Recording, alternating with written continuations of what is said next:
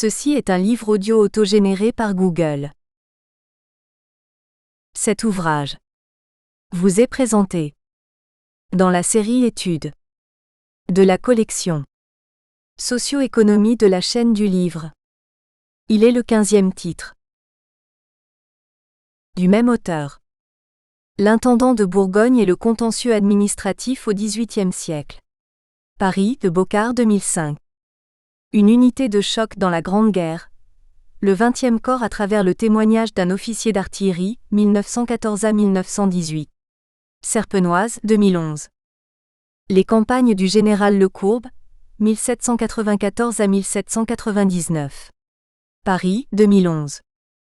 Lors de Napoléon, sa stratégie patrimoniale, 1806 à 1814. Paris, 2014. Les tables de la loi, de l'argile au numérique. Paris, 2014.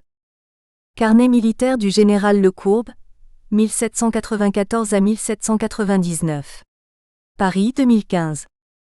Réformer l'administration et réformer l'État, jalons historiques et juridiques. Texte réuni par Sébastien Évrard. Paris, 2015. Gabelou et contrebandier, la direction des fermes de Dijon, 1760 à 1780. Paris, 2015. Le droit et l'édition. Regard français et étranger sur les mutations engagées. Lire avec Jean-Luc Piotreau. Paris, l'Harmattan, 2016. Par le fer et le feu. Un officier d'artillerie dans la Grande Guerre. ISEC, 2016. Les avocats au temps des Lumières. La réforme des assemblées provinciales de 1787. Paris, 2017. Le livre, Le droit et le faux. Essai sur la contrefaçon de l'édition juridique au siècle des Lumières. Paris, l'Harmattan, 2017. Aspect transfrontalier de la contrefaçon. Lire. Avec Jean-Luc Piotreau et Patrick Taforeau. Paris, l'Harmattan, 2017. Auguste Napoléon, Évrard. Mémoire d'un banquier au XIXe siècle. Journal présenté et annoté par Sébastien Évrard et Franck Petit. Paris, 2018. Histoire du droit et des institutions. Paris, Bréal, 3e édition 2020. Histoire du droit pénal, de l'Antiquité au XIXe siècle. Paris, 2020. Histoire des faits économiques au XXe siècle. Paris, Bréal, 2e édition 2019. Chouan contre Bleu. La justice militaire sous la Révolution française, 1793 à 1795. Paris, Mar et Martin, 2019. La plume, le live et le droit. La Maison de Saint et l'édition juridique au temps des Lumières, 1765 à 1785. Paris, l'Harmattan, 2020. Abréviation. Introduction. Depuis un temps immémorial, la France est réputée pour être une terre de juristes et d'hommes de lettres. Il est vrai que le droit nourrit la réflexion, et qu'il est indispensable pour offrir à la société, comme à l'État, les personnes avisées dont elle a tant besoin.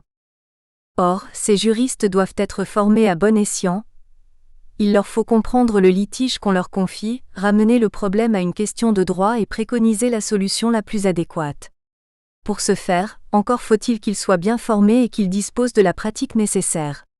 Au besoin, le palais supplée à l'école. Donc la pratique des tribunaux, la jurisprudence et le goût de l'écrit leur permettent d'acquérir les connaissances qui pourraient leur manquer.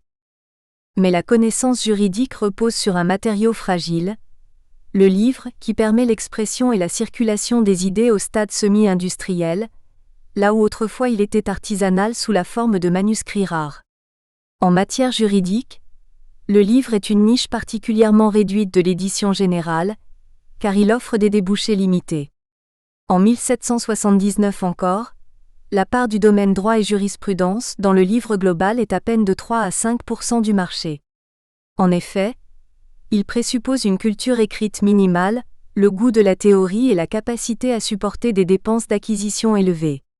Puis, seconde difficulté, le livre découle d'auteurs qui souhaitent partager leur culture, leur réflexion avec un lectorat éclaté.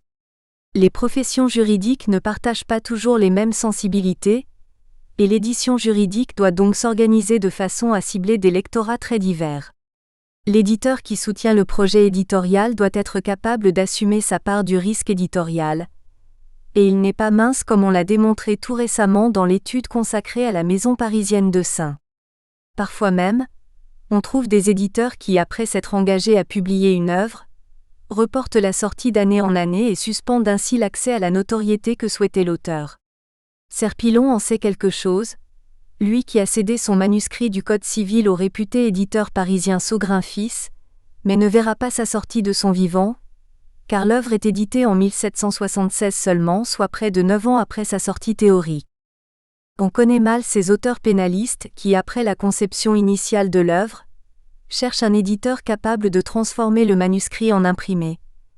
C'est cet imprimé qui permettra alors de toucher des foules en mettant à disposition un livre de belle facture. Encore faut-il que cette étape de l'industrialisation traverse victorieusement les fourches codines de plusieurs épreuves. La censure, la mise en forme, le débit de l'ouvrage. Cela nécessite des discussions et de savants calculs de la part du professionnel qui doit transformer le rêve de l'auteur en réalité. Passer du manuscrit à l'imprimé et proposer au lectorat un ouvrage de belle facture à prix accessible et d'une qualité irréprochable. Or, de tels éléments sont parfois plus complexes qu'on ne le croit.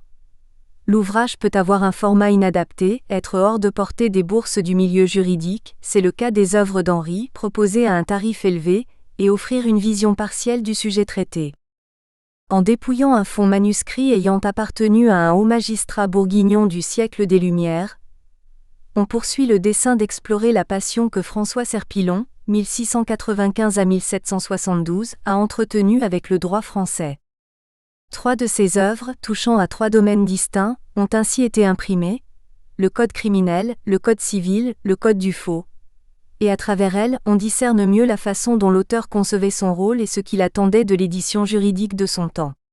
On voit aussi révéler les attentes de l'imprimeur, celui qui entreprend une édition risquée qui peut, si l'affaire est mal entreprise, le conduire à la faillite, ainsi que les frères Péris de Lyon, très connus dans le monde de la librairie et de l'imprimerie, l'évoquent de temps à autre avec Serpillon. Là, 2 mondes entrent en conflit quand ils doivent bien trouver un compromis. D'un côté, l'éditeur cherche, on s'en doute, à disposer d'un produit de belle facture, au débit rapide et qui trouvera un large public en peu de temps sans rester trop longtemps dans ses stocks. De l'autre côté, l'auteur cherche à construire sa notoriété, à rencontrer un large public qu'il a tendance à surévaluer, à bénéficier du doux sentiment d'être publié de son vivant et à goûter aux fruits accent aigu cunier de son travail intellectuel. D'où une négociation ardue entre Serpillon et les frères Péris qui achoppe sur plusieurs points. Pour parvenir à la résoudre, il faut de la patience, du temps et une certaine diplomatie chez l'éditeur pour admettre les exigences de l'auteur. Autre difficulté, le caractère très parisien de l'édition juridique qui représentait jusqu'à 70% des ouvrages de droit imprimés en France au milieu du XVIIIe siècle. Par conséquent, le voyage de Paris s'imposait pour tous les auteurs qui possédaient une certaine notoriété. Il fallait forcément trouver un éditeur parisien assez puissant pour pouvoir être imprimé et débité. Rares étaient les éditeurs de province à pouvoir s'approprier un manuscrit et le pousser vers le public en supportant tous les écueils de son édition.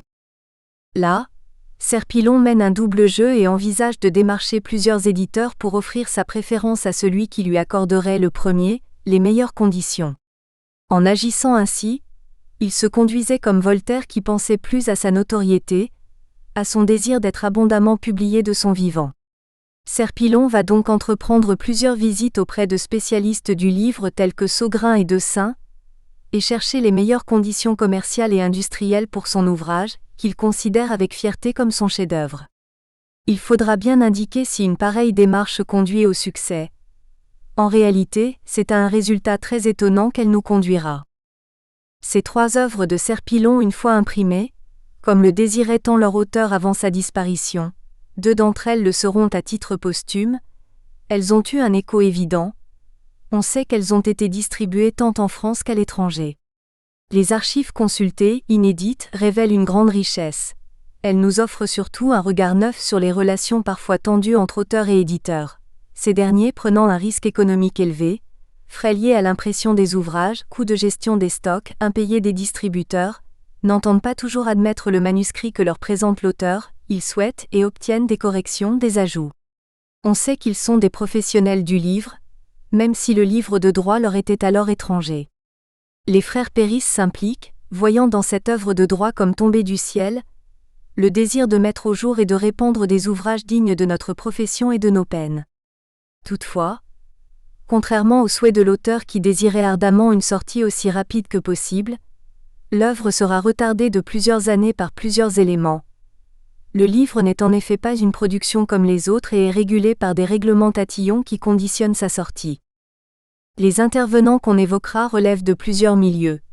Tantôt ce sont des professionnels reconnus du livre, libraires-imprimeurs tels que Causse, Delaguette de Saint, Saugrun-Fils, Sello, Hanel, Regnault, installés aussi bien en province qu'à Paris, tantôt des juristes issus de la haute-robe, des Aguesseau de Fresnes, Fiot de la Marche, Fleurieux, Fleutelot de Bonneuvre, de la magistrature moyenne, Jousse, ou du barreau, Dumont, Huyard de Vouglan de Varicourt. Tous concourent au même but. Faire en sorte que le livre de droit profite au plus grand nombre, qu'il contribue à diffuser la connaissance exacte du droit et améliorer l'accès à la justice. Par ces références, l'écriture et la diffusion du livre relèvent d'une science délicate, pas toujours bien maîtrisée, d'autant que l'étroitesse du livre juridique dans le monde de l'édition rend l'exercice de sa médiatisation bien délicat. Quant au droit, on sait que la science des arrêtistes était décriée. Les auteurs peinaient en effet à discerner la véritable motivation des juges quand on sait que les décisions judiciaires n'étaient pas officiellement motivées.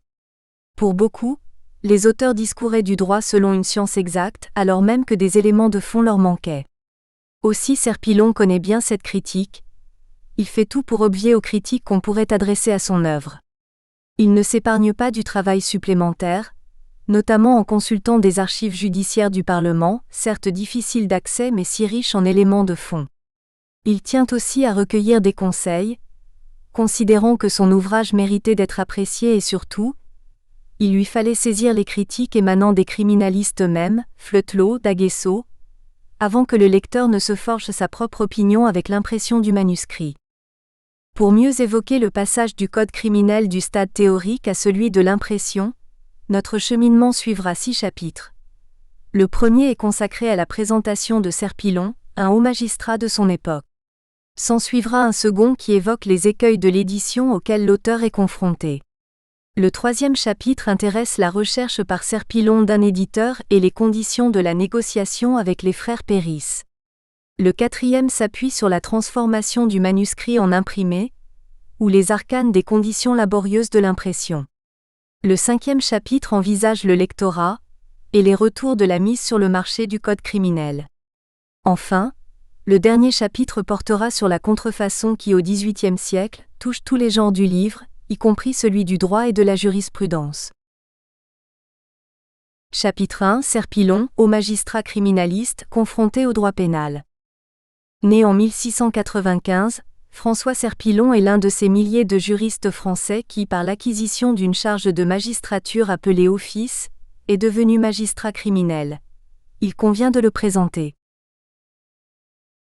Un haut magistrat bourguignon. Issu d'une famille de commerçants établis en Bourgogne dans la région d'Autun, François Serpillon entreprend des études de droit, qu'il a probablement faites à Paris, compte tenu que Dijon ne possède une faculté S-droit qu'en 1723 seulement. Il les aurait achevés vers 1716, alors âgé de 22 ans.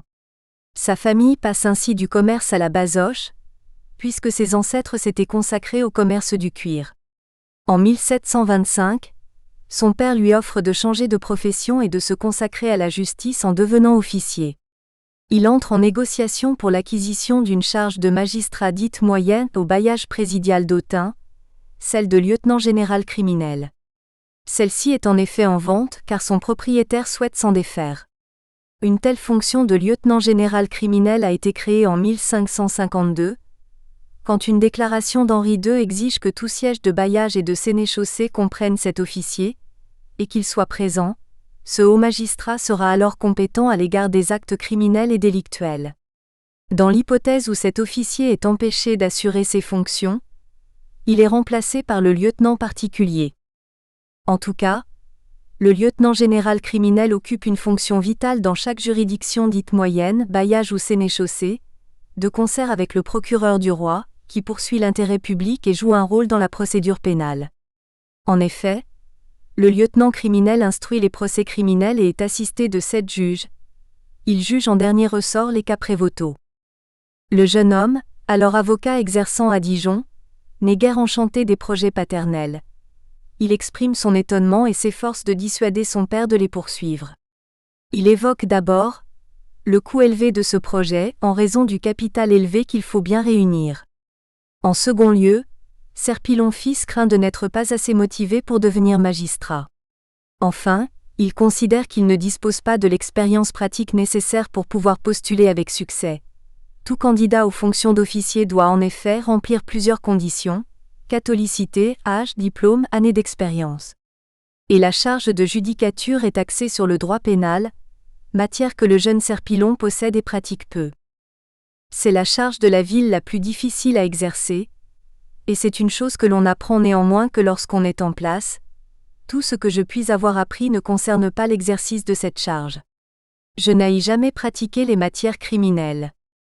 En résumé, écrit en vain François à son père, cet office demandait beaucoup de dépenses qu'elle produit peu, 6 mai 1725. En définitive, le père persiste dans son projet au grand désarroi de son fils et courant 1725, Serpillon fils est pourvu de la charge conviée. Il en reçoit les lettres de provision et doit régler d'importantes sommes au titre des frais d'installation et de réception. Il doit aussi engager de lourds frais d'acquisition d'ouvrages au titre de sa documentation, son père n'ayant pas pensé à solliciter ceux que possédait son prédécesseur. Créer une bibliothèque spécialisée dans le droit n'est pas chose aisée, même si de nombreux ouvrages existent. Mais ils sont généralement coûteux, les ouvrages de droit étant débités à des tarifs très étendus. Le plus accessible coûte 2 livres, le plus coûteux près d'une centaine. En novembre 1733, âgé de 38 ans, Serpillon se marie. Le couple aura 5 enfants. On trouve notamment Jeanne née en 1734, Jean-François né et décédé en 1736, François 1737, Étienne Anne, né en 1739, décédé en 1792 qui lui succédera dans sa charge de lieutenant criminel, f. 1740. Serpillon exerce cet office de magistrature durant 40 années, se retirant en 1765 seulement pour le laisser à son fils Étienne Anne, aussi subdélégué de l'intendant de Bourgogne, qu'il exerce jusqu'à la suppression des offices en 1789. Serpillon père obtient à sa sortie de charge des lettres d'honoria. Elles lui permettent de conserver certains éléments de représentation, d'assister à certaines audiences solennelles, rentrées annuelles, et de rester un notable du droit dans une ville où siègent de nombreuses juridictions. On sait que cette charge de magistrat supérieur lui offrait chaque année 200 livres de revenus, montant bien faible pour le notable d'une ville siège de juridiction importante. Ces revenus étaient d'ailleurs amputés de charges fiscales conséquentes, capitation et épaulettes, qui soustrayaient une part du revenu de cet office. Sans doute avait-il aussi droit à une portion des épices que percevait le bailliage présidial auprès des justiciables, selon une répartition complexe dans laquelle le rapporteur des affaires avait droit à une part des épices collectées auprès des justiciables. Mais les revenus issus de cet office n'étaient pas les seules ressources de revenus du ménage formé par François et son épouse Claude. Se trouvaient aussi des revenus patrimoniaux. Elle était en effet complétée par une alliance matrimoniale que contracte Serpillon avec la fille d'un notaire d'Autun, Claude Bailly, 1733. Serpillon complétait ses revenus de sa charge par d'autres revenus, plaidoiries, revenus patrimoniaux. Pour nombre d'avocats, c'était une nécessité, car le barreau était éprouvant. Il nécessitait d'être disponible pour des consultations ou des plaidoiries, de conserver une bonne réputation, et surtout, les revenus étaient incertains d'une année à l'autre. Certains, tels Finot, avocat à Semur-en-Auxois, complétaient ses revenus par l'exercice d'activités de juge seigneurial. Il en exerçait 8 un moment, par des activités de conseil non contentieux, tutelle. Au total, ses revenus annuels s'élevaient à 893 livres en moyenne. Dans ses fonctions de magistrat, on sait que Serpillon rencontra plusieurs conflits de compétences, soit avec la municipalité, soit avec des juridictions concurrentes, connétabli, maréchaussée, maîtrise des eaux et forêts. Il entretient aussi, avance-t-il, une correspondance avec des confrères. Nous espérons que vous avez apprécié cet aperçu. Pour continuer à écouter ce livre audio sur Google Play Livres, utilisez le lien dans la description de la vidéo.